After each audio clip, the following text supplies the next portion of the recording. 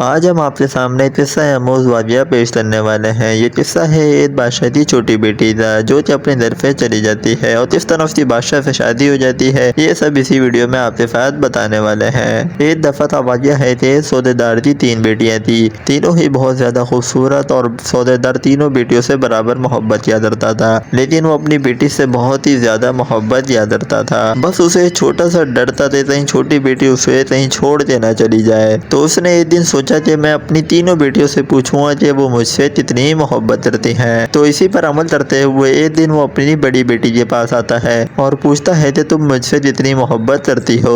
बड़ी बेटी ने कहा कि बाबा जान, मैं अपनी जान से ज़्यादा आपसे मोहब्बत करती हूँ।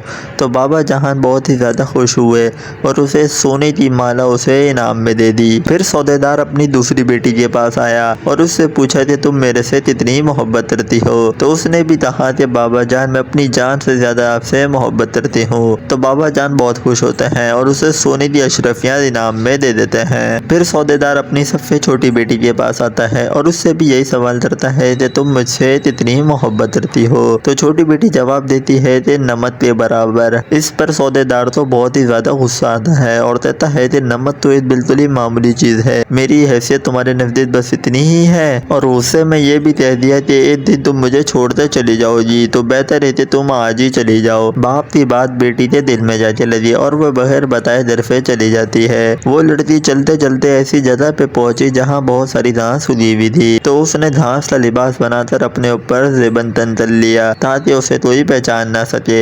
इसके बाद वो बादशाह के महल के पास आ जाती है और सिपाहियों से कहती है कि मुझे कोई काम दे दो, मुझे सारे काम आते हैं। तो सिपाही उसको मना कर देते हैं और कहते हैं कि हमारे पास तो कोई भी काम नहीं है। तो लड़की फिर से फरियाद करती है। तो महल में खड़े बावर्ची खाने में से एक बावर्ची उसकी आवाज़ सुन लेता है और उसे अपने साथ काम में रख लेता है। उसको खाना बनाना, काटना वगैरह सब कुछ सिखाता है और उसे उसकी सोने की जगह भी बता दी जहाँ पे बहुत सारी औरतें थीं। किसी भी औरत को उसका नाम मालूम नहीं था तो उसका हरा लिबास देता सब ने उसका नाम केस्तानी रख दिया। तो अगले दिन पूरे ही महल में शोर गुल हो गया कि बादशाह जो है महफिल का इनेकाद कर रहे हैं। तो तमाम औरतें अपने आप को संवारने में लग गई और जब तकरीब का दिन आता है तो केस्तानी जो है तकरीब में जाने से मना कर देती है और कहती है कि मेरी तबीयत सही नहीं है। तो सारी औरतें उसे छोड़कर चली जाती हैं। सबके जाने के बाद केस्तानी ने अपना हरा लिबास उतार दिया और उसने बेहतरीन लिबास पहन लिया जो वो अपने साथ लाई थी